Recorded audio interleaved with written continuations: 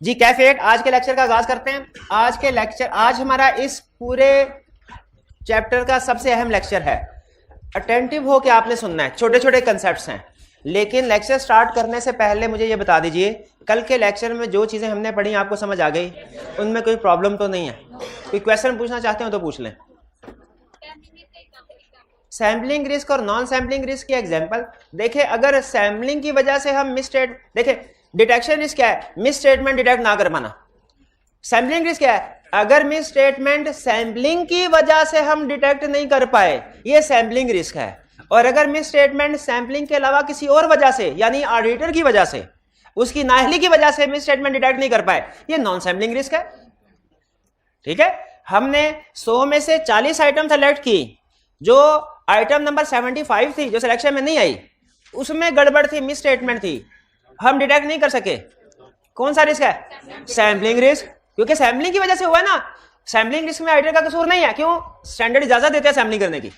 अच्छा, और अगर उन्हें 40 में से मिस स्टेटमेंट होती जो हमने सेलेक्ट किया है, ये नॉन, क्योंकि इस मिस स्टेटमेंट को डिटेक्ट ना करने का कसूर सैम्पलिंग का नहीं है, ऑडिटर का। ये non sampling risk. Non sampling risk में ऑडिटर को माफी नहीं मिलती। ठीक है, तो सैम्पलिंग रिस्क की डेफिनेशन से थोड़ी ना टेक्निकल वर्ड्स में लिखी हुई है। सिंपल इसकी डेफिनेशन ये है, सैम्पलिंग की वजह से जो ऑडिटर मिस स्टेटमेंट आइडेंटिफाई नहीं कर पाता, वो सैम्पलिंग रिस्क है। और सैम्पलिंग के अलावा किसी और रीजन की वजह से, यानी अपनी नाअहली की वजह से काम सही प्लान नहीं किया, परफॉर्म नहीं किया, सुपरवाइज नहीं किया, रिव्यू नहीं किया, टीम ठीक नहीं थी, इसकी वजह से अगर ऑडिटर मिस स्टेटमेंट को डिटेक्ट ना कर पाए, नॉन सैम्पलिंग रिस्क है। क्लियर हो गया? सैम्पलिंग रिस्क की डेफिनेशन थोड़ी सी आपको टेक्निकल वर्ड्स में लगेगी, लेकिन जब आप इसके ऊपर गौर करेंगे समझ आ जाती है कि risk that auditors conclusion based on sample might be different from the conclusion if entire population would have been tested. ठीक है, थोड़ा सा सोचेंगे ना, अच्छा अगर सारी पॉपुलेशन टेस्ट करते तो कुछ और कंक्लूजन होता। सैंपल की बेस पे कुछ, मैंने 40 आइटम सेलेक्ट की सैंपल में, उसकी बेस पे मैंने कहा पॉपुलेशन ठीक है। अगर मैं 100 की 100 चेक करता तो 75 नंबर भी आ जाती। उस सूरत में कंक्लूजन होता कि पॉपुलेशन गलत है, लेकिन सैंपल की बेस पे मेरा कंक्लूजन डिफरेंट है। सारी पॉपुलेशन टेस्ट करता तो कंक्लूजन डिफरेंट होता। ये किस वजह से है? सैंपलिंग। इसी वजह से, क्योंकि सारी पॉपुलेशन टेस्ट नहीं की। क्लियर हो गया जी? जी, और कोई क्वेश्चन? जी जी पूछिए। सैम्पलिंग में भी तो हम सिलेक्शन परफॉर्म करते हैं, ट्रांजैक्शंस को सिलेक्ट करते हैं, तो फिर सैम्पलिंग में और सिलेक्शन में क्या फर्क है? सैम्पलिंग में और सिलेक्शन में क्या फर्क है? सिलेक्शन कई तरीकों से हो सकती है। सिलेक्शन कई तरीकों से हो सकती है। ठीक है, सिलेक्शन अपनी मर्जी से, प्रिंसिपल साहब ने कहा एक स्टूडेंट को इनाम देना है, अपनी मर्जी से कर सकते हैं। मैंने कहा ये स्टूडेंट मुझे, जाओ भाई इनाम ले जाओ। ये भी सिलेक्शन का तरीकाकार है। सिलेक्शन एवं तरीका अकड़ बकड़ बम्बे वो करके भी कर सकते हैं, ये भी सिलेक्शन का तरीकाकार है। सिलेक्शन के बहुत से तरीकेकार है ना। ठीक है, तो सैम्पलिंग उनमें से एक तरीका है, सैम्पलिंग के अलावा भी तरीके हैं। ठीक है, सिलेक्शन के 3 तरीके बताए ना आपको। Selection mean 100% selection, specific item selection, sampling. 100% की भी एग्जांपल दी, स्पेसिफिक आइटम की भी एग्जांपल दी, और सैम्पलिंग को हम डिटेल में पढ़ रहे हैं। क्लियर हो गया मेरे भाई? तो यूं कह लीजिए, sampling is a method of selecting items. Sampling is a type of selecting items. Item को सेलेक्ट करने का एक तरीका है सैम्पलिंग। जी मेरे भाई। करता उन्होंने कहा सर सैंपल कैसे पॉपुलेशन को रिप्रेजेंट कर सकता है? देखिए 100% परफेक्टली रिप्रेजेंट नहीं करता सैंपल पॉपुलेशन को, लेकिन एक रिप्रेजेंटेटिव, रीजनेबल रिप्रेजेंटेटिव हो जाता है अगर सैंपलिंग अच्छे तरीके से की हो, सैंपल सही तरीके से उठाया हो। ठीक है, देखें अगर मैं यूं सैंपल करूं, क्लास में से कुछ बच्चे उठाने हैं जो कि क्लास का रिप्रेजेंटेटिव हो, अब ये सैंपल क्लास का रिप्रेजेंटेटिव होगा कि नहीं होगा, ये मेरे मेथड के ऊपर डिपेंड करता है। अगर मैं कहूं 10 बच्चे 20 बच्चे उठाने हैं, मैं कहूं ये टॉप के 20 ये सारे उठा के भेज दिए, क्या ये रिप्रेजेंटेटिव है? एंड से सारे उठा के भेज दिए, ये रिप्रेजेंटेटिव नहीं है। और हर बेंच में से एक एक बच्चा उठा के भेजा, ये बेहतर रिप्रेजेंटेटिव है। हालांकि अभी भी 100% रिप्रेजेंटेटिव नहीं है, लेकिन बेहतर। तो इस तरीके से हम एक आइडियल रिप्रेजेंटेटिव तो नहीं कभी भी उठा पाते, लेकिन एक रीजनेबल, अगर कभी आइडियल या परफेक्ट रिप्रेजेंटेटिव सैंपल का हम उठाने के काबिल होते हैं ना, सोचिए फिर सैंपलिंग रिस्क 0 हुआ करता। अगर सैंपल पॉपुलेशन का 100% रिप्रेजेंटेटिव होता, सैंपलिंग रिस्क होता ही इस वजह से है कि वो पॉपुलेशन का 100% रिप्रेजेंटेटिव नहीं होता। सवाल से सवाल ना उठाया करें आप लोग, अपना सवाल है 10 दफा पूछे, उसके सवाल से सवाल ना पूछे। नॉन सैम्पलिंग रिस्क में लाइन लिखी हुई है 8 शुड बी 0। इसका मतलब क्या है कि नाअहली, अगर ऑडिटर की नाअहली है ना, उसकी वजह से कोई मिस स्टेटमेंट डिटेक्ट नहीं कर सका, उसकी माफी नहीं है, गोली मार दो उसको। Non sampling risk should be 0 का मतलब क्या है कि इनएडिक्वेट प्लानिंग, इनएडिक्वेट परफॉर्मेंस, इनएडिक्वेट सुपरविजन रिव्यू, ये नहीं होनी चाहिए, इसकी कोई माफी नहीं है। ये 1% भी हुई ना तो ऑडिटर को पकड़ लेंगे। हाँ, इनहेरेंट इसकी वजह से हो सकती है, इसलिए तो सैम्पलिंग रिस्क की इजाजत है। लेकिन इनहेरेंट इसमें कहीं पे ये था कि ऑडिटर इनएक्सपीरियंस्ड है, वो भी लिमिटेशन है। ऑडिटर के पास नॉलेज नहीं है, वो भी वो था लिमिटेशन नहीं जी।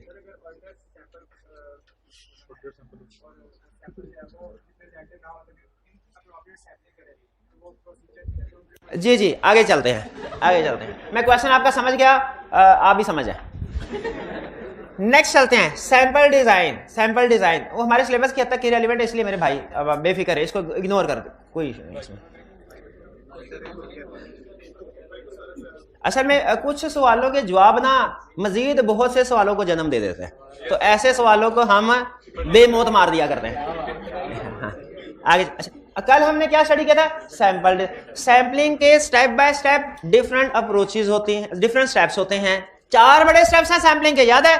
सैंपल को डिजाइन करना, प्रोसीजर परफॉर्म करना, प्रोजेक्शन करना, रिजल्ट इवैल्यूएट करना। 4 स्टेप्स हैं सैंपलिंग के बड़े, सैंपल को डिजाइन करना, प्रोसीजर परफॉर्म करना, प्रोजेक्शन करना, रिजल्ट इवैल्यूएट करना। हम स्टडी कर रहे हैं आज पहला सैंपल डिजाइन। आपका अगला जो पूरा चैप्टर है ना, वो इस सैंपलिंग के स्टेप्स पे डिपेंडेंट है। उसमें हम 4 फेजेस स्टडी करेंगे, डिजाइन भी, प्रोसीजर भी, प्रोजेक्शन भी, रिजल्ट इवैल्यूएट। आज का लेक्चर खास तौर पे डेडिकेटेड है सैंपल डिजाइन, सैंपल को डिजाइन कैसे करना है। और हमने स्टडी किया था सैंपल को डिजाइन करने का मतलब है कि पैरामीटर, रूल्स डिसाइड करना। इसमें क्या क्या स्टेप्स हैं? सबसे पहले हमने स्टेप नंबर 1, हमने सैंपलिंग का पर्पस डिसाइड करना है कि टेस्ट ऑफ कंट्रोल के लिए कर रहे हैं कि टेस्ट ऑफ डिटेल्स के लिए कर रहे हैं। हम कंप्लीटनेस की असर्शन को चेक कर रहे हैं कि अकरेंस की असर्शन को। क्यों?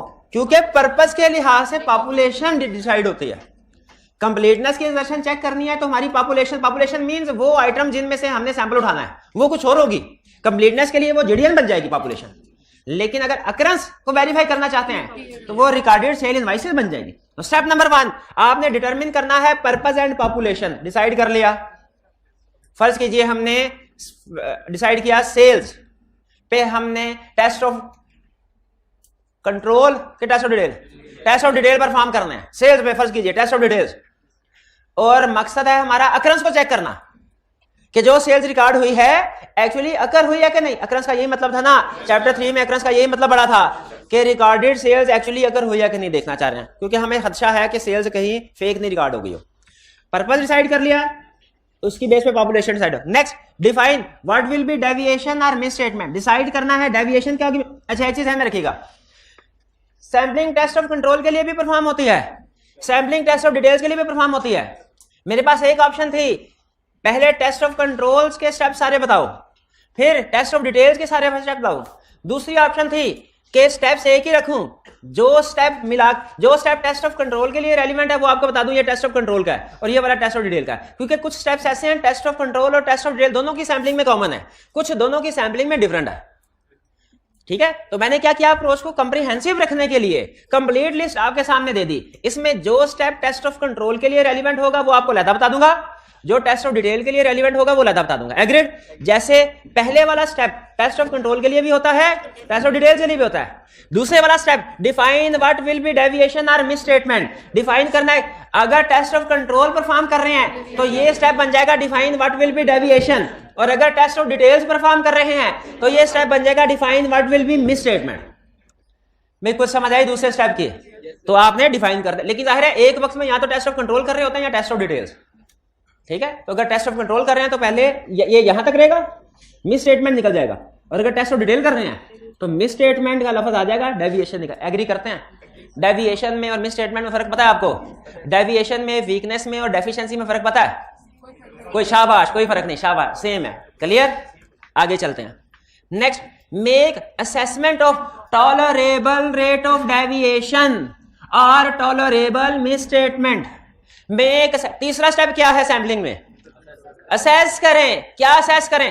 Tolerable rate of deviation. यहां क्या असेस करें? Tolerable misstatement. ये दोनों डिफरेंट टर्म्स हैं। टॉलरेबल रेट ऑफ डेविएशन और चीज है और टॉलरेबल मिसस्टेटमेंट और चीज है। अब बताइए सोच के, अगर टेस्ट ऑफ कंट्रोल परफॉर्म कर रहे हैं तो ये लाइन क्या हो जाएगी? असेस करो टॉलरेबल रेट ऑफ डेविएशन, और अगर टेस्ट ऑफ डिटेल परफॉर्म कर रहे हैं टॉलरेबल मिसस्टेटमेंट। चलिए टॉलरेबल रेट ऑफ में और टॉलरेबल मिसस्टेटमेंट में फर्क है, ये पता चल गया आपको। एक टेस्ट ऑफ कंट्रोल के लिए रेट ऑफ डेविएशन और मिसस्टेटमेंट। अच्छा, आपको याद है मैंने आपको बताया था कि सैम्पलिंग एक स्पेशलाइज्ड टेक्निक है और इसमें हो सकता है कि नॉर्मल ऑडिट में कंसेप्ट किसी और तरीके से अप्लाई होता हो, सैम्पलिंग में किसी और तरीके से। दो तीन कंसेप्ट ऐसे हैं जो कि सैम्पलिंग, दो तीन टर्म्स या कंसेप्ट ऐसे हैं जो सैम्पलिंग में ही यूज होते हैं, इसके अलावा और किसी चैप्टर और किसी प्रोसीजर में यूज नहीं होते। दो तीन कंसेप्ट ऐसे हैं। वो कौन से हैं कंसेप्ट? एक प्रोजेक्शन का। प्रोजेक्शन सैम्पलिंग में करते हैं, सैम्पलिंग के अलावा प्रोजेक्शन नहीं करते। अगर आप स्पेसिफिक आइटम सिलेक्शन कर रहे हो प्रोजेक्शन नहीं करेंगे। 100% आइटम को सिलेक्ट करें प्रोजेक्शन नहीं करेंगे। सैम्पलिंग करें तभी प्रोजेक्शन करें। एक और आपको इंटरेस्टिंग बात बताऊं, एक फर्क तो ये बता दिया ना आपको कि सैम्पलिंग में प्रोजेक्शन होती है, नॉर्मल ऑडिट में नहीं होते।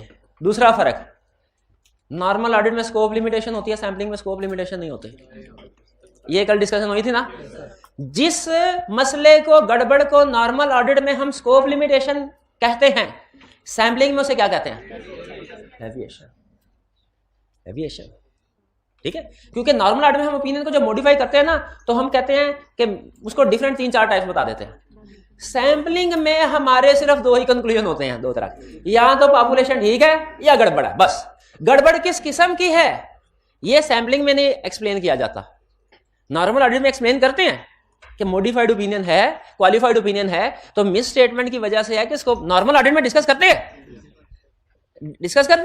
लेकिन सैम्पलिंग में अगर कोई गड़बड़ हो तो हम उसके आगे फर्दर टाइप डिस्कस नहीं करते कि ये स्कोप लिमिटेशन है कि मिस स्टेटमेंट है। इसीलिए चाहे स्कोप लिमिटेशन चाहे मिस स्टेटमेंट, उसको इकट्ठा करके एक ही कैटेगरी में ले आते हैं। वो क्या कैटेगरी है? वो क्या? Miss statement. तो पहला फर्क क्या बताया आपको कि सैम्पलिंग में प्रोजेक्शन होती है, नॉर्मल ऑडिट में प्रोजेक्शन नहीं होती। दूसरा फर्क क्या बताया? नॉर्मल ऑडिट में स्कोप लिमिटेशन होती है, सैम्पलिंग में स्कोप लिमिटेशन नहीं होती। वो सैम्पलिंग में उसको कहां क्लासिफाई करते हैं? डेविएशन। तीसरा फर्क, नॉर्मल ऑडिट में मटीरियलिटी का कंसेप्ट यूज होता है, सैम्पलिंग में उस मटीरियलिटी के कंसेप्ट की एप्लीकेशन तो है लेकिन उसका नाम मटीरियलिटी नहीं है। उसका नाम मटीरियलिटी नहीं। नॉर्मल ऑडिट में जिसको मटीरियल कहते हैं ना, सैम्पलिंग में उसे टॉलरेबल कहते हैं। अगर आप थोड़ा सा सोचें तो कंसेप्ट मिलता है। मटीरियलिटी का मतलब भी यही होता है, ये मटीरियलिटी लेवल है ना मेरा, अगर इससे नीचे नीचे गड़बड़ होंगी ना तो मैं कहूंगा ठीक है, बर्दाश्त कर लूंगा। मटीरियलिटी से बर्दाश्त मतलब मैं कहूंगा ठीक है, और उससे ऊपर की होंगी मैं बर्दाश्त नहीं करूंगा। मैं कहूंगा या तो इसको ठीक करो वरना मैं ओपिनियन क्वालिफाई करने लगाऊं। मटीरियलिटी में यही होता है ना। सिमिलर कंसेप्ट है टॉलरेबल का।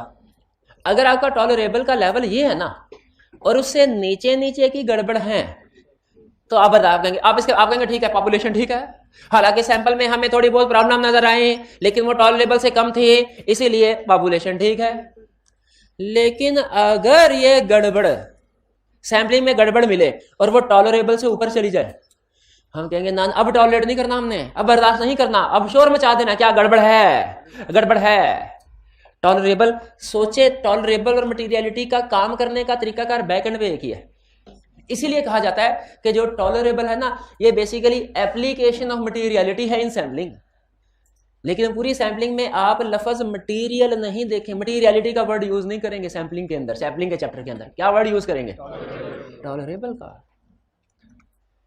अगर टेस्ट ऑफ डिटेल्स परफॉर्म कर रहे हैं उसे कहेंगे टॉलरेबल मिस स्टेटमेंट। अगर टेस्ट ऑफ कंट्रोल परफॉर्म कर रहे हैं उसे कहेंगे टॉलरेबल रेट ऑफ डेविएशन। शाबाश, समझ आया? Make assessment of tolerable rate of deviation और टॉलरेबल मिस। आसान अल्फाज में क्या कह रहा है? आसान अल्फाज में कि अगर आप टेस्ट ऑफ कंट्रोल परफॉर्म कर रहे हो उसका मटीरियलिटी लेवल डिसाइड कर लो, और अगर टेस्ट ऑफ डिटेल परफॉर्म कर रहे हो उसका मटीरियलिटी लेवल डिसाइड कर लो। सैम्पलिंग में टेस्ट ऑफ कंट्रोल के मटेरियलिटी लेवल को क्या कहते हैं? Tolerable rate of deviation. Sampling में टेस्ट ऑफ डिटेल्स के मटेरियलिटी लेवल को क्या कहते हैं? Tolerable misstatement. ठीक है, ये आसान कंसेप्ट है। अब जिन अल्फाज में वो कंसेप्ट बता रहा है वो अल्फाज यूज कर लें, करें। टॉलरेबल मिसस्टेटमेंट पूछे सर, टॉलरेबल मिसस्टेटमेंट क्या होता है? कंसेप्चुअली बताऊं कि स्टैंडर्ड के अल्फाज में? कंसेप्चुअली टॉलरेबल मिसस्टेटमेंट का मतलब है मटेरियलिटी लेवल। और ये बस टर्म इसलिए डिफरेंट है कि ये उसकी एप्लीकेशन उसी की है, सिर्फ सैम्पलिंग में यूज हो रहा है, इसलिए सैम्पलिंग की अपनी टर्म दी हुई है।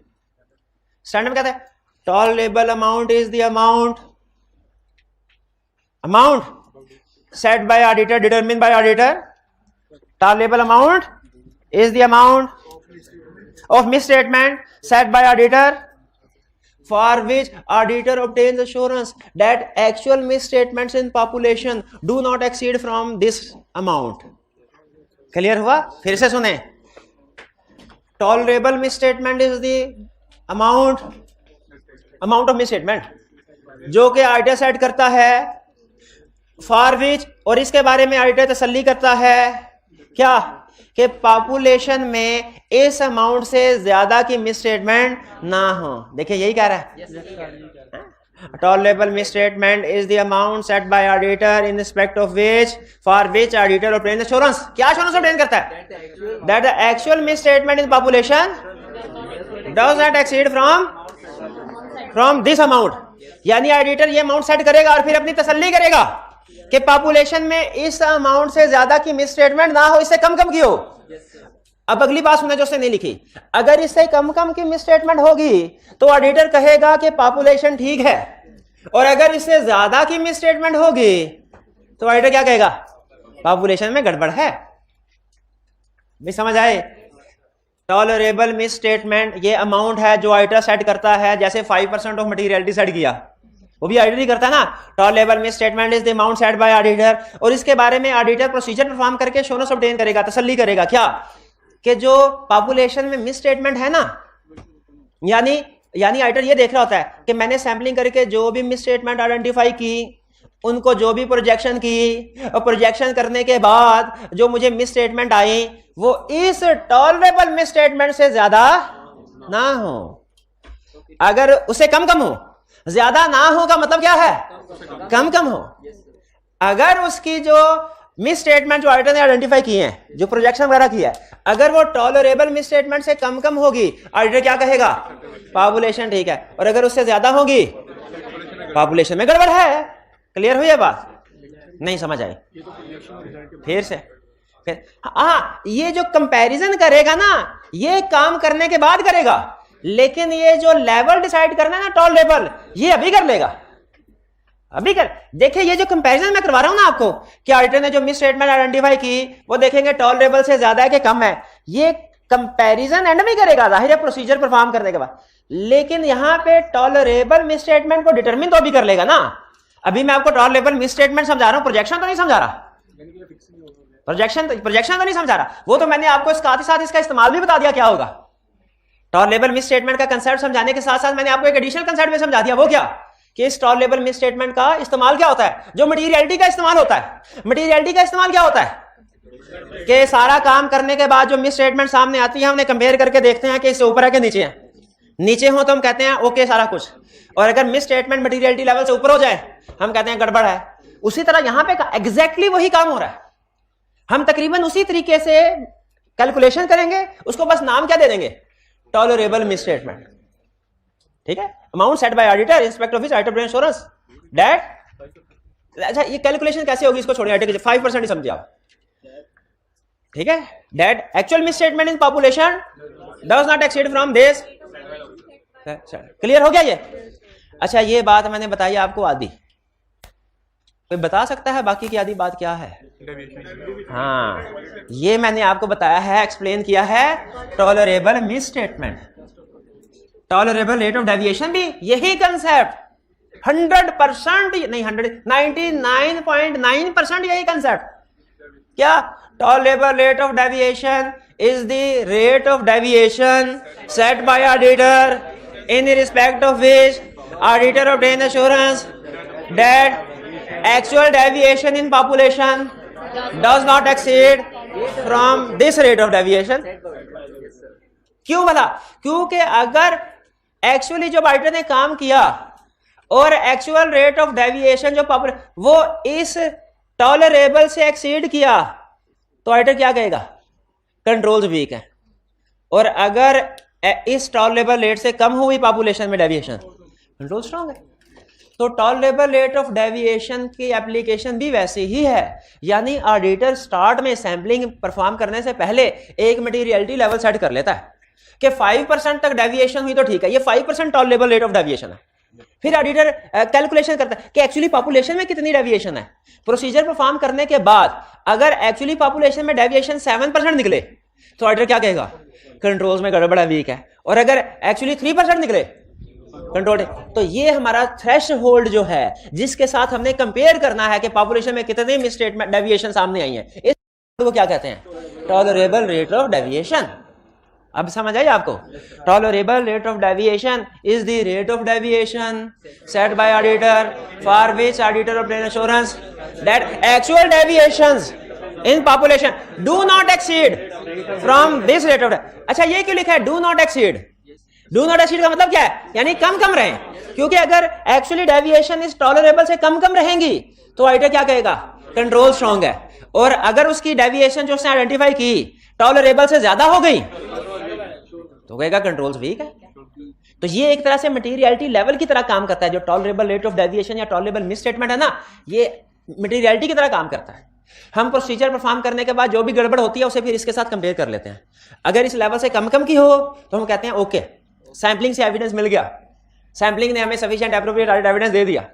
जैसे वो था ना एनालिटिकल प्रोसीजर में जो डिफरेंस आया उसको देखा एक्सेप्टेबल डिफरेंस, उसे कम कम है तो हमने कहा ओके, उससे ज्यादा है तो हमने कहा नहीं और काम भी करो और काम भी करो। एग्जैक्टली वही कंसेप्ट यहां पे है कि सैंपलिंग में हमने एक्सेप्टेबल डिफरेंस को क्या नाम दिया हुआ है? वहां पे भी एनालिटिकल प्रोसीजर में भी एक्सेप्टेबल डिफरेंस के साथ लिखा था ना, वो मटेरियलिटी है, मटेरियलिटी ही है। तो यहां पे भी ये जो टॉलरेबल जिसको कह रहे हैं मटेरियलिटी ही है। हम प्रोसीजर परफॉर्म करने के बाद जो बाद में सीखेंगे भी, हम उसके रिजल्ट को कंपेयर करते हैं इस टॉलरेबल के साथ। अगर टॉलरेबल से कम कम हो, अगर मिस स्टेटमेंट या डेविएशन जो भी आप कर रहे हैं टेस्ट कंट्रोल टेस्ट, अगर टॉलरेबल से कम हो तो हमारा कंक्लूजन क्या होगा? ठीक है पॉपुलेशन। और अगर उससे ज्यादा हो तो गड़बड़ है। क्लियर? एक दफा जरा टॉलरेबल रेट ऑफ डेविएशन और टॉलरेबल मिस स्टेटमेंट की डेफिनेशन पढ़ लें। और एक चीज ध्यान में रखें, अल्फाज मिलते जुलते हैं, लेकिन अगर उसने टॉलरेबल रेट ऑफ डेविएशन पूछा, आपने टॉलरेबल मिस स्टेटमेंट को छाप दिया, 0 नंबर देगा। अगर टॉलरेबल मिस स्टेटमेंट पूछा, टॉलरेबल रेट ऑफ डेविएशन को छाप दिया, 0 नंबर देगा। और अगली बात सुने, अगर उसने कहा मटेरियलिटी को डिफाइन करें और आपने कहा सर ने तो कहा था कि दोनों एक ही हैं और टॉलरेबल की डेफिनेशन छाप दी, 0 नंबर देगा। और अगर आपको लगे नहीं टॉलरेबल रेट ऑफ डेविएशन की डेफिनेशन मुश्किल है, मटेरियलिटी की आसान है और सर ने कहा है दोनों एक ही हैं, तो अगर उसने एग्जाम में टॉलरेबल रेट ऑफ डेविएशन पूछा, आपने मटेरियलिटी छाप दिया, तो देखिए मिलते जुलते हैं कंसेप्ट, बैक एंड पे कंसेप्चुअल वर्किंग सेम है, लेकिन बहरहाल दोनों कंसेप्ट डिफरेंट है। मटेरियलिटी नॉर्मल ऑर्डर में यूज होता है और tolerable rate of deviation, tolerable miss statement sampling के अलावा आप पूरे दुनिया के जितने भी स्टैंडर्ड किताबें हैं देख लें, सैंपलिंग के अलावा ना ये टर्म आपको और कहीं चैप्टर में नहीं मिलेगी। टॉलरेबल रेट ऑफ डेविएशन और टॉलरेबल मिस कहीं नहीं मिलेगी, गारंटी के साथ कह रहा हूं। अभी याद कर लेंगे, अभी हुई नहीं, 3-4 दफा तो बोल बैठा हूं, अभी हुई नहीं। क्या क्या अल्फाज यूज होंगे?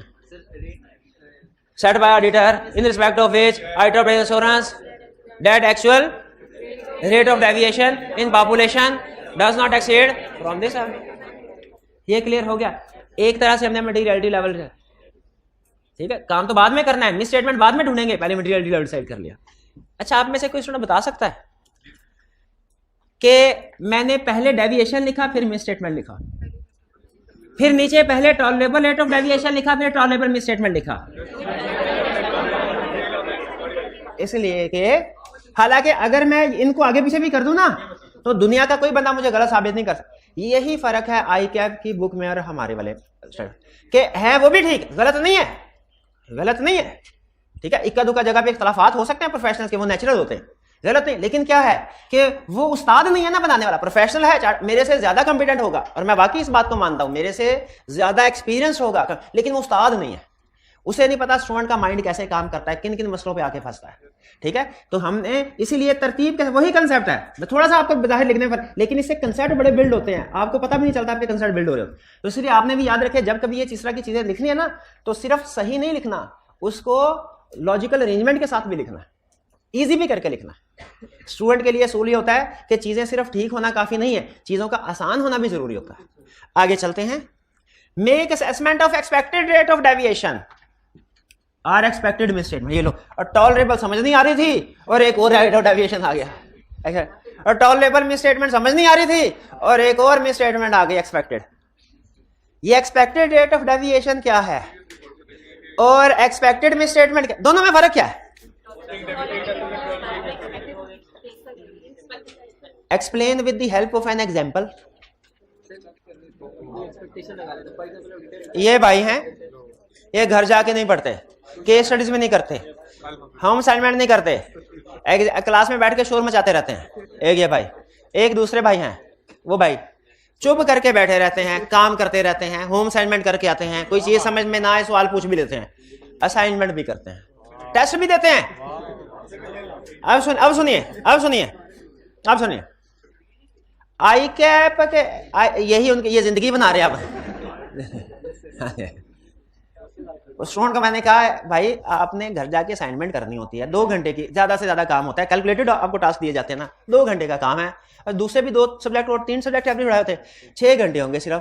ठीक है, तो आपने घर जाके और करना क्या होता है, 6 घंटे पढ़ना, पढ़ लें। तो कहता है सर फैमिली को भी टाइम देना होता है। तो सारे तेरी कौन सी फैमिली है टाइम देना, हमारी फैमिली तो खुद कार्य होगी, शुक्र है निकला घर से, कहते हैं निकला घर से, कहते हैं बाहर ही जाओ बाहर है?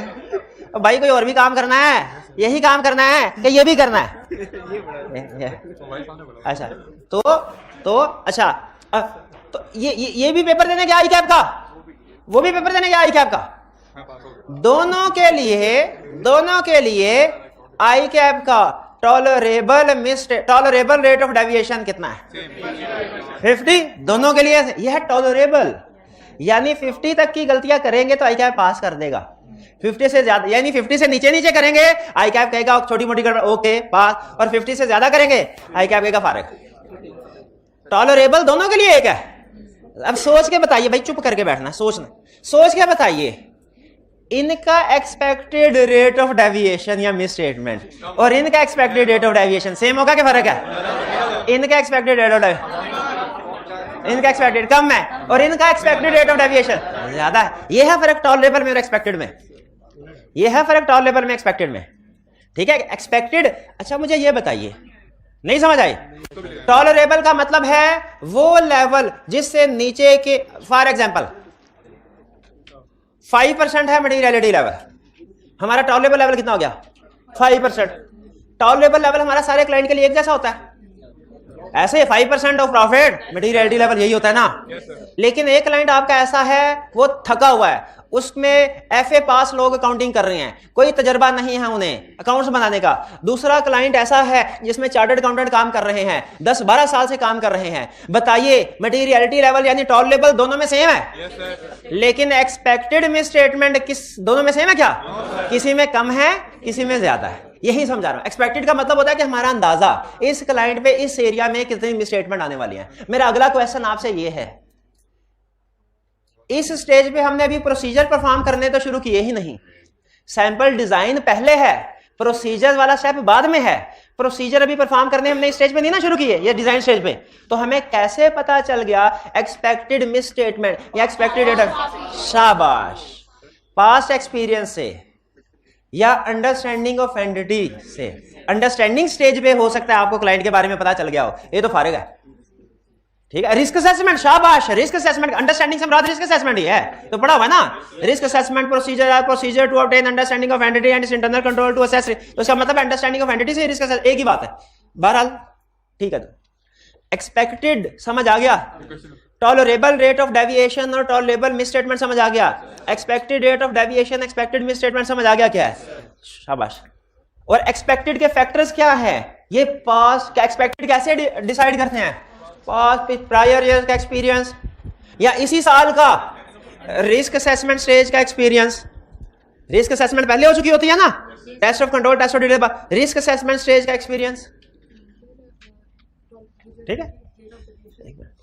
ये आ गया हमारा expected rate of deviation, expected misstatement. आगे चलें, नेक्स्ट है हमारा सैम्पलिंग अप्रोच। सैम्पलिंग अप्रोच क्या है? सैम्पलिंग अप्रोच कहते हैं, अच्छा यहां तक समझ आ रहा है ना, कोई प्रॉब्लम तो नहीं है, ठीक है। सैम्पलिंग अप्रोच होती है काम सैम्पलिंग करने का तरीकाकार, सैम्पलिंग करने का तरीकाकार। मैं आपसे कहूं फॉर एग्जांपल कि आप मुझे एक एप्लीकेशन लिख के दें, आपने कहा सर 2 दिन पहले मेरी तबीयत बहुत ज्यादा खराब हो गई थी, मैं आ नहीं सका, लेक्चर मिस हो गए, बराए मेहरबानी मुझे 2 दिन के लिए ना एक्सेस दीजिए ऑनलाइन सिस्टम की, मैं ताकि लेक्चर ले लूं। हमने कहा अच्छा ठीक है, एप्लीकेशन लिख के दिखाओ, साथ में वो डॉक्टर का जो भी प्रेस्क्रिप्शन वगैरह सर्टिफिकेट जो भी एविडेंस अटैच करो, प्रिंसिपल साहब के पास ले जाओ। आपने एप्लीकेशन लिखी। एप्लीकेशन लिखने के 2 तरीके हैं, पहला तरीका मैनुअल, दूसरा तरीका है with the help of computers, type कर लें भाई, ठीक है। अच्छा बताइए किस मेथड की इजाजत है? दोनों की, कोई फर्क तो नहीं है, सब दोनों की इजाजत है, लेकिन हर एक के अपने अपने प्लस और माइनस है, हर एक के अपने प्लस माइनस है, इजाजत दोनों की है। एग्जैक्टली उसी तरह सैंपलिंग के अंदर भी हमारी 2 अप्रोचेस हैं सैंपलिंग करने की। एक अप्रोच कहलाती है स्टैटिस्टिकल और दूसरी कहलाती है नॉन स्टैटिस्टिकल। स्टैटिस्टिकल अप्रोच क्या है? आप सैंपलिंग करते हुए स्टैटिस्टिकल टूल्स की हेल्प ले, सैंपलिंग करते हुए स्टैटिस्टिकल टूल्स की हेल्प ले। कुछ याद आया स्टैटिस्टिकल टूल से? स्टैट की टेक्निक यूज करें, सैंपलिंग करते हुए स्टैटिस्टिकल टेक्निक यूज करें, उससे स्टैटिस्टिकल सैंपलिंग कहेंगे। याद आया? Probability, random number, test of hypothesis, और उसमें रिस्क भी होता था, सैंपलिंग रिस्क कहते थे उसको, सैंपलिंग रिस्क कहते थे। चलो कोई ना कोई रिस्क होता था, अल्लाह जाने कोई ना कोई रिस्क होता था उसमें, ठीक है। क्या स्टैट में ये रिस्क वाला कोई टॉपिक होता था? क्या स्टैट में प्रोबेबिलिटी वाला कोई टॉपिक होता था? क्या स्टैट में रैंडम नंबर वाला टॉपिक होता था? तो जब आप स्टैटिस्टिकल टेक्निक के जरिए से सैंपलिंग करें तो ऐसी सैंपलिंग को क्या कहेंगे? सैंपलिंग। और ज़हन में रखिएगा स्टैटिस्टिकल सैंपलिंग वो जमाना गया जब हम बड़े बड़े फार्मूले, समेशन एफ क्या होता था, x minus x bar divided by इसमें पता नहीं क्या क्या होता था, वो गए। अब सारी कैलकुलेशन चुटकियों में होती है। अब की स्टैटिस्टिकल, आज के दौर में स्टैटिस्टिकल टेक्निक जो हम अप्लाई करते हैं कैलकुलेटर पे नहीं करते, किस पे करते हैं? कंप्यूटर्स पे करते हैं।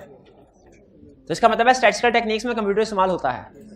और नॉन स्टैटिस्टिकल टेक्निक कौन सी है? अगर आप सैंपलिंग करते हुए स्टैटिस्टिकल टेक्निक यूज ना करें यानी तो नॉन स्टैटिस्टिकल हो जाएगा। यानी अगर आप प्रोबेबिलिटी थ्योरी यूज नहीं करते सैंपलिंग में, अगर आप रैंडम सिलेक्शन नहीं करते, अगर आप सैंपलिंग रिस्क की मेजरमेंट नहीं करते तो फिर वो कौन सी सैंपलिंग होगी? नॉन स्टैटिस्टिकल सैंपलिंग होगी। तो सैंपलिंग की 2 अप्रोचेस हैं बड़ी, स्टैटिस्टिकल सैंपलिंग, नॉन। अगर आप आइटम को सेलेक्ट करते हुए रैंडम नंबर यूज करें, रिजल्ट को वैल्यूएट करते हुए प्रोबेबिलिटी थ्योरी यूज करें और सैंपलिंग रिस्क को मेजर करें, तो ये कौन सी अप्रोच है सर? स्टैटिस्टिकल। क्यों स्टैटिस्टिकल? इसमें स्टैटिस्टिकल टेक्निक्स यूज हो रही है। और अगर आप ये टेक्निक्स यूज ना करें तो इसे क्या कहेंगे? Non statistical approach. इसमें स्टैटिस्टिकल टेक्निक इस्तेमाल नहीं होती। भाई कुछ समझ आया? गैस कीजिए किसकी इजाजत दी हुई है स्टैंडर्ड ने, किसकी इजाजत नहीं दी? दोनों की इजाजत दी। कहते आपकी अपनी मर्जी है, ठीक है। अब मैं प्रैक्टिकली आपको बताता हूं क्या होता है। थोड़ी सी अब इसके ऊपर ना स्टैटिस्टिकल और नॉन स्टैटिस्टिकल के ऊपर डिबेट हो जाए। वैसे इस कंसेप्ट तो समझ आ गया ना, सैंपलिंग में अगर आप स्टैटिस्टिकल टेक्निक इस्तेमाल करते हैं तो वो स्टैटिस्टिकल सैंपलिंग कहलाती है। प्रैक्टिस में लोग कहते हैं अगर स्टैटिस्टिकल के अपने फायदे हैं अपने नुकसान है, नॉन स्टैटिस्टिकल के अपने फायदे अपने नुकसान है।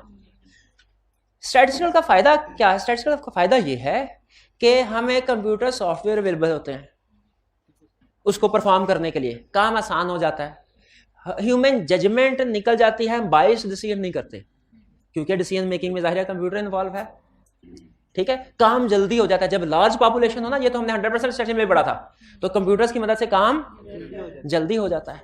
ये इसके कुछ फायदे हैं। लेकिन कहते हैं स्टैटिस्टिकल सैंपलिंग के कुछ नुकसान भी हैं। क्या नुकसान है?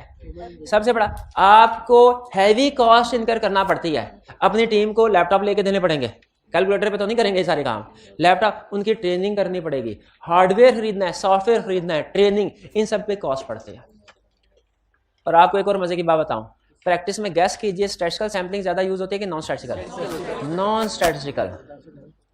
वो कहते हैं ऑडिटर प्रैक्टिस में कहते हैं जो हमारा तजर्बा है ना, तजर्बा, उसको दुनिया का कोई सॉफ्टवेयर कोई कंप्यूटर रिप्लेस नहीं कर सकता। जो ऑडिटर की जजमेंट है, जो ऑडिटर का एक्सपीरियंस है, वो कहता है जिस तरह, अब मुझे ये बताएं क्या दुनिया का कोई हकीम अभी नहीं सुने, दुनिया का कोई कंप्यूटर याद कर लिया आपने, सारी हिकमत डाल दी उसके अंदर, क्या वो नब्ज देख के कंप्यूटर है, नब्ज देख के मर्ज बता सकता है? नहीं, लेकिन कुछ हकीम है जो बता देते हैं। ठीक है, वो क्या है? Judgement, experience. नहीं, आप जिसके पास गए वो फ्रॉडिया होगा।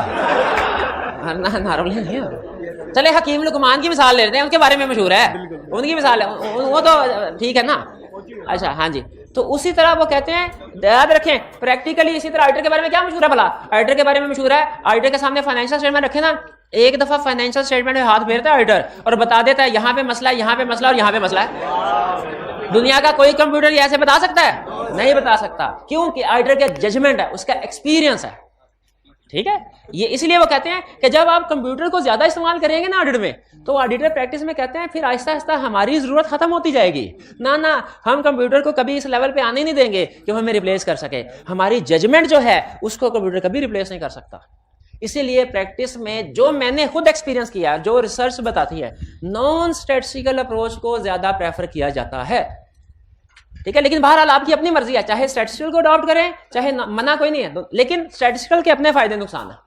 असल में जो स्टैटिस्टिकल के फायदे हैं वो नॉन स्टैटिस्टिकल के नुकसान है, जो स्टैटिस्टिकल के नुकसान है इसलिए हम सिर्फ एक ही पढ़ते हैं। क्या? स्टैटिस्टिकल सैम्पलिंग अप्रोचेस की दो टाइप्स हैं, स्टैटिस्टिकल और नॉन स्टैटिस्टिकल।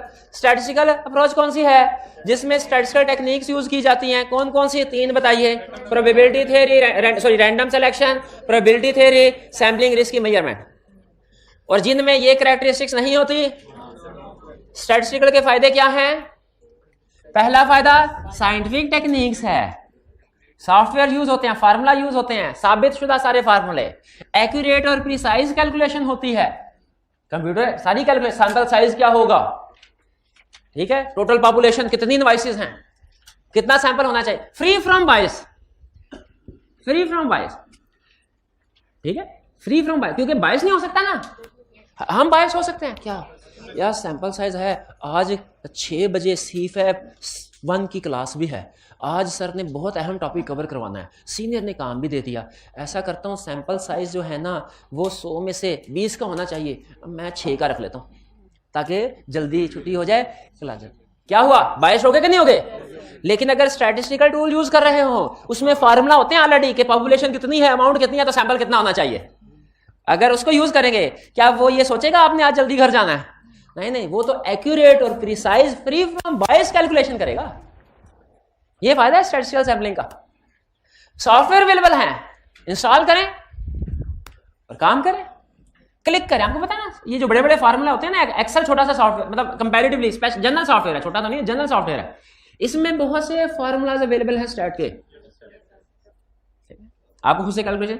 लार्ज पॉपुलेशन में इसको यूज करना एफिशिएंट वे होता है, यानी ये कुछ प्रोसीजर अगर रूटीन नेचर के है ना, उनको कंप्यूटर खुद ही परफॉर्म कर वेरीफाई कर लेता है। डिसएडवांटेजेस क्या है स्टैटिस्टिकल सैंपलिंग के? ह्यूमन जजमेंट इन्वॉल्व नहीं है इसमें, उसको रिप्लेस कर देता है। इन्वेस्टमेंट और ट्रेनिंग की जरूरत है। स्टैट भूल गई होती है हमें, क्या याद है? भूल गई है। फार्मूला याद होना तो दूर की बात है, ये भी नहीं हमें बाज़ औक़ात याद होता कि टॉपिक्स कितने थे, किस में कौन सा टॉपिक अप्लाई करना है किस सिचुएशन में। मिसअंडरस्टैंडिंग हो जाती है कि नहीं हो जाती। और लार्ज सैंपल साइज, कंप्यूटर बाज़ औक़ात इसमें है लार्ज सैंपल साइज रख लेता है, क्योंकि काम उसने थोड़ी करना है, हमने करना है, और हमारी लेट शीडिंग हो जाती है, हमारी लेट शीडिंग हो जाए लार्ज सैंपल साइज। तो ये कुछ फायदे और नुकसानात हैं। कुछ आपको समझ आया क्या एडवांटेज और डिसएडवांटेज स्टैटिस्टिकल? तो बताइए ये सारे एडवांटेजेस और डिसएडवांटेजेस को सामने रखे, अगर मैं आपसे पूछूं, आप अगर प्रैक्टिस में जाएं तो स्टैटिस्टिकल अप्रोच को अडॉप्ट करेंगे कि नॉन स्टैटिक? अभी वोटिंग कराते हैं। कितने स्टूडेंट ऐसे हैं जो प्रैक्टिस में जाएंगे तो स्टैटिस्टिकल अप्रोच को पसंद करेंगे, और कितने ऐसे हैं जो नॉन स्टैटिस्टिकल को? शाबाश। नॉन स्टैटिस्टिकल, ठीक है, आपके अपने दोनों ठीक हैं, मैं ये नहीं कह रहा कि नॉन स्टैटिस्टिकल, दोनों ठीक है। प्रैक्टिस में असल में आपको बताता हूँ, प्रैक्टिस में बाजुकात बिग इंटरनेशनल लेवल पे ना जो फॉर्म्स होती हैं उनके साथ एफिलिएशन होती है, तो हमें उनकी बात माननी पड़ती है। जिस तरह आप जूनियर है ना, आप जब ट्रेनिंग करने के लिए जाते हैं तो पार्टनर की बात मानना पड़ती है। पार्टनर कहे पैसा कोई नहीं भाई, पैसे कोई क्लाइंट हमें पैसे नहीं दे रहे, कंप्यूटर खरीदने के लिए पैसे नहीं है, चाहो मैनुअल काम करो, तो आप नॉन स्टैटिस्टिकल अप्रोच लगाने में मजबूर है, वो भी ठीक। लेकिन अगर बिग 4 के साथ एफिलिएशन है फर्म की, और बिग 4 हमने कहा हमारी पॉलिसी ये है कि हम स्टैटिस्टिकल अप्रोच अडॉप्ट करते हैं, तो फिर स्टैटिस्टिकल अप्रोच होगी। लेकिन बहरहाल दोनों ठीक है, एडवांटेज डिसएडवांटेज अपनी जगह पे, दोनों जिसका आप दिल चाहे लाइक कर सकते हैं। क्लियर जी, आगे चलते हैं। लेकिन आगे चलने से पहले मुझे लगता है हमने काफी चीजें पढ़ ली हैं आज, छोटी छोटी है काफी, तो एक दफा क्विक रिवीजन हो जानी चाहिए। शाबाश, क्लास खत्म होने को नहीं कह रहा, क्विक रिवीजन को कह रहा हूं, ताकि थोड़ी ब्रेक हो जाए, आप भी थोड़ा रिफ्रेश हो जाए, उसके बाद आगे चलें।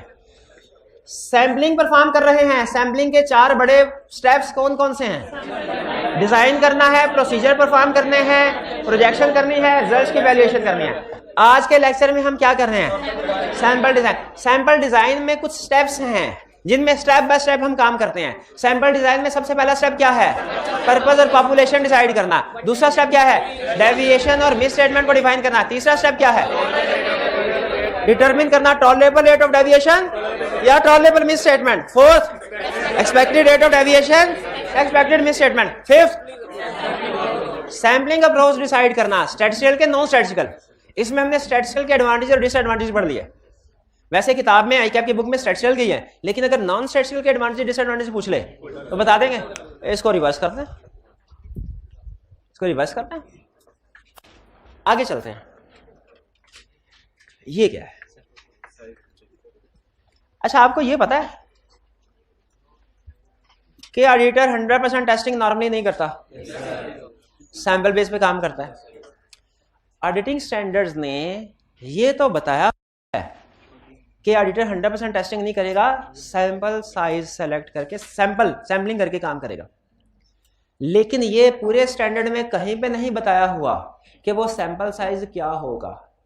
यानी ऑडिटिंग स्टैंडर्ड ने ये नहीं बताया हुआ कि 100 आइटम्स हो तो उसमें से 70% सेलेक्ट करने चाहिए, 50% या 30%। ये उन्होंने कहा ऑडिटर की जजमेंट पे छोड़ दिया। लेकिन 100 से कम होना चाहिए, कितना ये नहीं बताया ऑडिटर की जजमेंट। लेकिन याद रखे प्रोफेशनल जजमेंट पे, और जजमेंट भी हमेशा कुछ ना कुछ फैक्टर्स पे बेस कर रही होती है, कुछ ना कुछ फैक्टर्स पे बेस कर रही होती है। अब जैसे अगर मैंने देखना है क्लास में किसने असाइनमेंट किया है, मैं एक नजर आते सारे स्टूडेंट्स को देखता हूँ, फिर अपनी जजमेंट की बेस पे मैं कहता हूँ भाई असाइनमेंट चेक कराओ, ये कहते सर असाइनमेंट नहीं किया ये जजमेंट। लेकिन याद रखें मेरी ये जजमेंट भी हवाई जजमेंट नहीं है, ये कुछ ना कुछ फैक्टर्स पे डिपेंड कर रही है। जैसे पास्ट एक्सपीरियंस से मुझे पता है कि जिसने असाइनमेंट, जब हम ऐसे देख रहे होते हैं ना स्टूडेंट को, तो जिस स्टूडेंट ने असाइनमेंट नहीं की होती ना, नजरें नीचे कर लेता है। जैसे ड्राइविंग सिखाते हुए जो मोटरसाइकिल सिखाने में पहला असूल ये बताता है कि भाई इशारे पे सार्जेंट खड़ा होना, अगर ट्रैफिक वार्डन, और चाह तोड़ना, उसकी तरफ नहीं देखना, उसकी तरफ नहीं देखना। हाँ, जैसे उसकी तरफ देखा उसने बुला लेना है। एक उसकी तरफ नहीं देख, और दूसरा उससे जरा साइड पे होकर निकल जाना। हाँ बिल्कुल उसी तरह जिस स्टूडेंट ने असाइनमेंट नहीं की होती ना, वो बड़ा बाअदब और शरीफ बन के निगाहें जो आया बैठा होता। हमें पता चलता था भाई यही है जिसने असाइनमेंट। तो इसका मतलब एग्री करते हैं कि जो जजमेंट होती है ना, जजमेंट वो भी कुछ फैक्टर्स पे डिपेंड कर रही होती है। जजमेंट भी हवाई नहीं होती, प्रोफेशनल जजमेंट।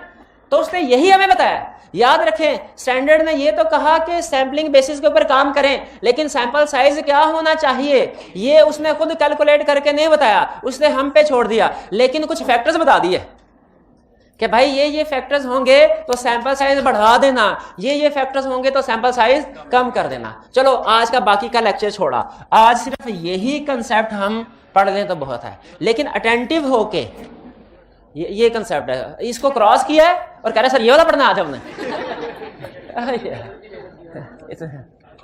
तो ये कंसेप्ट ठीक है। हम सीखने क्या जा रहे हैं कि जब हमने सैंपलिंग करनी है तो सैंपल साइज क्या रखना है, कम रखना है कि ज्यादा रखना है सैंपल साइज। क्योंकि स्टैंडर्ड ने खुद हमें क्वांटिफिकेशन करके नहीं बताया, लेकिन स्टैंडर्ड ने हमें फैक्टर्स बता दिए कि ये फैक्टर हो तो सैंपल साइज कम कर लेना, ये फैक्टर हो तो सैंपल साइज ज्यादा कर लेना, ये फैक्टर्स हो तो सैंपल साइज कम, ये फैक्टर हो तो सैंपल साइज। स्टैंडर्ड में फैक्टर्स बताए हैं। तो अब मैं आपसे ये डिसीजन करवाना चाहता हूं कि जो स्टैंडर्ड्स ने हमें फैक्टर्स बताए हैं ना जो सैंपल साइज को इफेक्ट करते हैं, वो मैं 1 बाय 1 आपके सामने उसका नाम लूंगा और आपने बताना है इस फैक्टर की वजह से हमारा सैंपल साइज बढ़ेगा कि कम होगा। प्रैक्टिकली सारे फैक्टर्स को सामने रख के हम डिसीजन करते हैं, ठीक है। किसी क्लाइंट पे आप जाएंगे ना, उसमें हो सकता है रिपेयर एक्सपेंस के एरिया में आपने 100 में से 17 ट्रांजैक्शन सेलेक्ट करे, दूसरे क्लाइंट पे जाएं हो सकता है 100 में से 30 ट्रांजैक्शन सेलेक्ट करें, रिपेयर एक्सपेंस का एरिया। तो ये फर्क किस वजह से होगा? इन फैक्टर्स की वजह से। अगर ये फैक्टर्स मौजूद है फॉर एग्जांपल तो बढ़ गया, और नहीं है तो कम, वो डिपेंड करता है फैक्टर्स के ऊपर। स्टार्ट करें, अटेंटिव है, किताबें कर दे बंद, किताबें कर दे बंद, अटेंटिव हो जाए। पहले बताइए सैम्पलिंग करनी है टेस्ट ऑफ कंट्रोल की क्या टेस्ट ऑफ डिटेल्स की? टेस्ट ऑफ, शाबाश। जो टेस्ट ऑफ डिटेल की कहते हैं उसकी क्लास हो जाती, क्योंकि पहले टेस्ट ऑफ कंट्रोल करते हैं, शाबाश। अच्छा बताए टेस्ट ऑफ कंट्रोल की भी सैम्पलिंग होती है, टेस्ट ऑफ डिटेल्स की भी? किसकी सिखाऊं? पहले किसके? Test of control. सुन लें, सबसे पहले आपने मुझे बताना है, मैं फैक्टर बताऊंगा, आपने बताना है कि उसका इफेक्ट सैंपल साइज पे क्या होगा, इंक्रीज या डिक्रीज। अच्छा एक दो पहले मैं आपको सब सिखा दूं कि कैसे सोचना है, सोचना सिखा दूं, फिर आप उस लाइन पे सोचिएगा।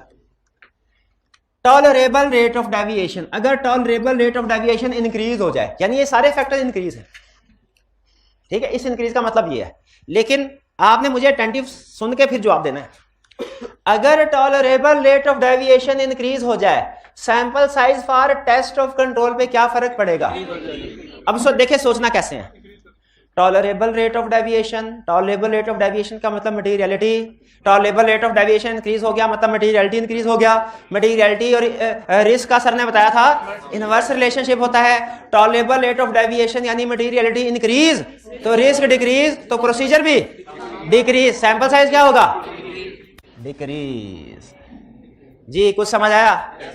ये हाइब्रिड वाले भाईजान आपको समझ आ गया? शाबाश, आगे चलते हैं। फिर दोबारा बताए। अच्छा ये तो आपको पता है ना, रिस्क और मटीरियलिटी का इनवर्स रिलेशनशिप है, ये तो पता है ना, शाबाश। और ये भी पता है कि टॉलरेबल रेट ऑफ डेविएशन बोले तो मटीरियलिटी लेवल, तो tolerable rate of deviation increase हुआ, टॉलरेबल, तो सैंपल साइज में क्या फर्क पड़ा? मटीरियलिटी लेवल इंक्रीज हो गया, टॉलरेबल मतलब मटीरियलिटी इंक्रीज, तो रिस्क क्या हुआ? कम, क्योंकि इनवर्स रिलेशनशिप, रिस्क कम तो प्रोसीजर भी कम, तो सैंपल साइज क्या होगा? कम हो गया। तो अगर tolerable rate of deviation increase हो जाए, sample size for test of control decrease हो जाएगा। समझ आई ये बात? एक मिनट ठहरे, रिस्क और मटीरियलिटी का इनवर्स रिलेशनशिप कैसे है ये पूछ रहे हैं भाईजान। ये जब मैंने पहली दफा आपको बताया था ना, उस वक्त भी ये कहा था मेहरबानी आपकी इसके बारे में नहीं सोचना, कोई तो बात जो मैं बोलूं तो मान लें सर ने सही बोली होगी। मान लें रिस्क और मटीरियलिटी का इनवर्स रिलेशनशिप होता है, बोले रिस्क और मटीरियलिटी का इनवर्स रिलेशनशिप होता है, रिस्क और मटीरियलिटी का इनवर्स रिलेशनशिप होता है। आगे चलें। Expected rate of deviation increase हो जाए,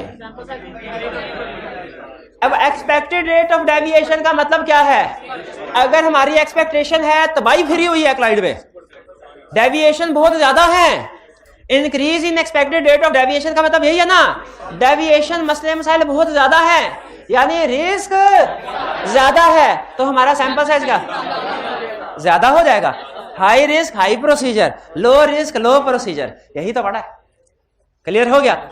चलिए, तो अगर increase in expected rate of deviation है तो sample size for test of control क्या है? आगे चलें। डिजायर्ड लेवल ऑफ इंश्योरेंस, अगर ऑडिटर का डिजायर्ड, अच्छा लेवल ऑफ इंश्योरेंस क्या होता है? रीजनेबल है कि लिमिटेड है? अगर desired level of assurance increase हो यानी रीजनेबल, तो सैंपल साइज भी क्या होगा?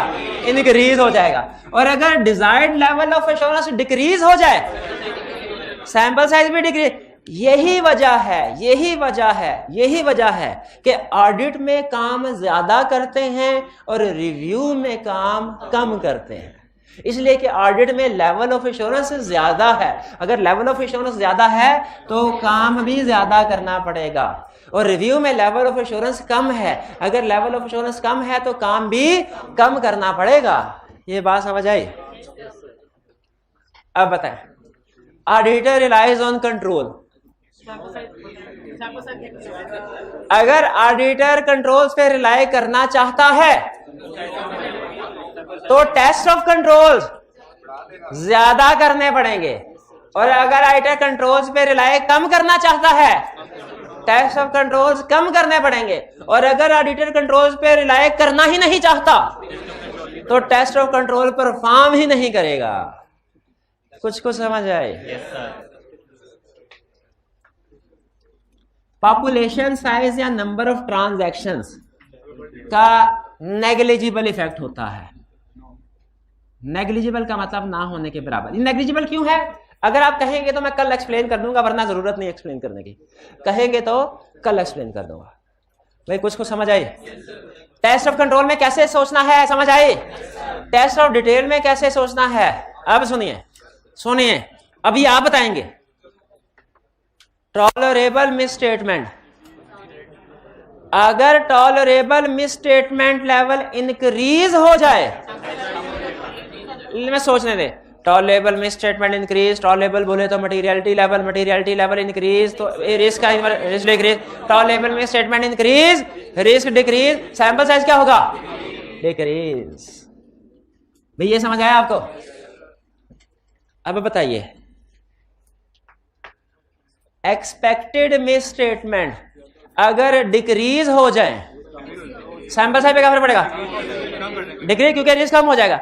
अच्छा आपने नोट किया, कभी मैं इंक्रीज कह रहा हूं कभी डिक्रीज कह रहा हूं, कभी कंफ्यूज करने के लिए। आप नहीं हो रहे, लेकिन शाबाश शाबाश, ठीक है।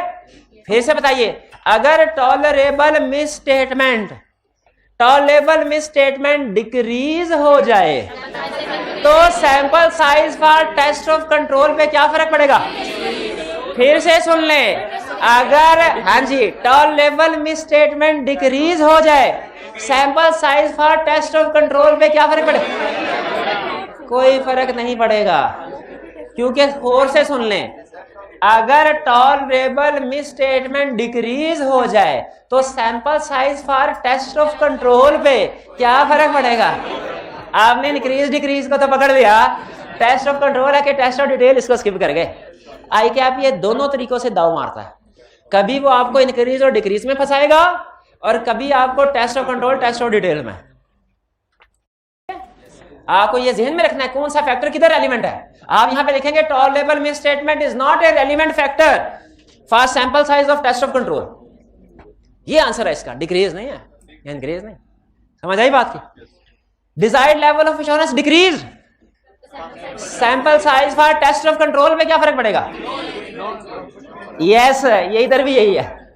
डिजायर्ड लेवल ऑफ एश्योरेंस तो कॉमन है, ऐसे ना कहे, अभी सीखा है। डिजायर्ड लेवल ऑफ एश्योरेंस तो उधर भी है, ठीक है। Desired level of assurance increase तो sample size for test of detail increase, और अगर सैंपल अगर desired level of assurance decrease, sample size भी डिक्रीज। भाई समझ आ रही है कि नहीं? आपने कुछ भी नहीं करना, सिर्फ इंक्रीज डिक्रीज का फैसला करना है सोच के, सिर्फ इंक्रीज और कुछ भी नहीं करना।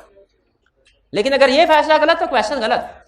जैसे वो बीआरएस में होता था ना, सिर्फ ये फैसला करना था आइटम ऐड में जाएगी कि लेस में जाएगी, लेकिन अगर गलत साइड पे कर दी तो। स्ट्रैटिफिकेशन ऑफ पॉपुलेशन, स्ट्रैटिफिकेशन से क्या होता है? स्ट्रैटिफिकेशन कहते हैं किसको है? क्लासिफिकेशन से क्या होता है? रिस्क कम होता है, याद है? स्ट्रैटिफिकेशन से सैम्पलिंग रिस्क कम हो, तो अगर स्ट्रैटिफिकेशन की गई है तो सैंपल साइज क्या होगा? कम हो जाएगा। शाबाश। तो फिर बताइए, अगर स्ट्रैटिफिकेशन ऑफ पॉपुलेशन की गई है तो sample size for test of control पे क्या फर्क पड़ेगा? नहीं, sample size for test of control कहा है, उसके लिए इररेलेवेंट है। उसके क्यों इररेलेवेंट है? उस लिस्ट में है ही नहीं है, स्टैंडर्ड ने नहीं दिया। हमें सोचने की जरूरत है क्यों नहीं है? हमें सोचने की क्यों नहीं है? नहीं है, स्टैंडर्ड में कुछ सोच समझ के तो बैठे होंगे, दिमाग कुछ आई होगी तो लिस्ट बना दी, तो ठीक है। अदर सब्सटेंटिव प्रोसीजर, अगर आप टेस्ट ऑफ डिटेल्स के बजाय एनालिटिकल प्रोसीजर से भी एविडेंस लेना है, कुछ प्रोसीजर एनालिटिकल से और कुछ टेस्ट ऑफ डिटेल से, तो सैंपल साइज क्या होगा? क्योंकि आधा एविडेंस आप अदर प्रोसीजर से ले रहे हैं, तो इससे आधा लेना है, ये भी decrease. Expected miss statement increase हो जाए तो क्या कहा था, सैंपल साइज इंक्रीज हो जाएगा, डिजायर्ड लेवल ऑफ एश्योरेंस तो ये भी इंक्रीज। पॉपुलेशन बेहतरीन, शाबाश, नेग्लिजिबल, नेग्लिजिबल।